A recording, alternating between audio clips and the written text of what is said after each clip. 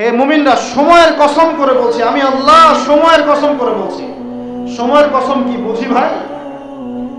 সময় আমাদের জীবনের সবচেয়ে ইম্পর্টেন্ট জিনিস। আল্লাহ পাক অহেতুক কোনো বিষয়ের শপথ করবেন না তো। আল্লাহ পাক যখন কোনো কিছুর কসম করেন সবচেয়ে শ্রেষ্ঠ বিষয়ের কসম করেন। তাহলে আমাদের জীবনের সবচেয়ে শ্রেষ্ঠ বিষয় কি? আরো জনে বলেন।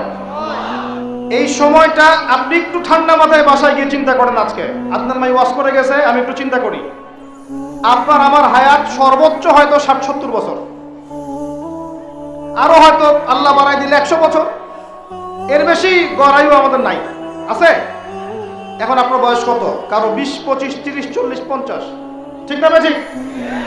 এখন আপনি বাসায় গিয়ে চিন্তা করে দেখেন, যদি আমাদের হায়াত হয় 60 বছর, আল্লাহ আমাদেরকে যেন দীর্ঘ নেক হায়াত দারাজ করে না। আমিন। আমাদের ভাইদেরকে, বোনদেরকে, ওলামায়ে কেরামকে, আমাদের নেতাদেরকে, সবাইকে আল্লাহ পাক দীর্ঘ নেক হায়াত দারাজ করে। এখন কথা হচ্ছে, যদি ধরে নেই যে আমাদের হায়াত 60 বছর, আপনার আমার বয়স থেকে কিন্তু 30, 40, 50 বছর অলরেডি চলে গেছে। এখন চিন্তা করবেন যে এই সময় যেটা চলে গেল, এই সময়ের মধ্যে আমি কতটুকু নামাজ পড়েছি, কতটুকু রোজা রেখেছি, যাকাত দিয়েছি কতটুকু, হজ ফরজ হয়েছে করেছি কিনা, দ্বীনের পথে আমার অবদান কি, দ্বীনের পথে আমার অবদান কি, আল্লাহর দ্বীনকে যে আল্লাহ সাহায্য করতে বললেন আমি কি করেছি, এই চিন্তাটুকু বাসায় গিয়ে করেন।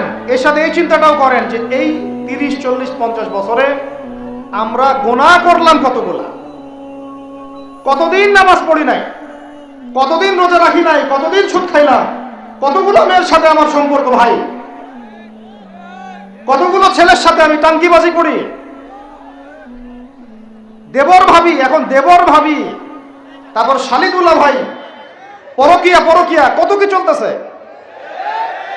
এখন মানুষ লিঙ্গ পর্যন্ত পরিবর্তন করে, নাউজুবিল্লাহ। জেনা, সুদ আর ঘুষ আর ব্যভিচার আর অশ্লীলতার সয়লাভ চলতেছে আমাদের শহরগুলোতে।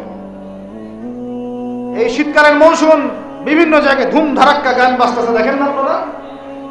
শোনেন, যখন মানুষ বকধার্মিক হয় তখন সমাজটা এরকম হয়।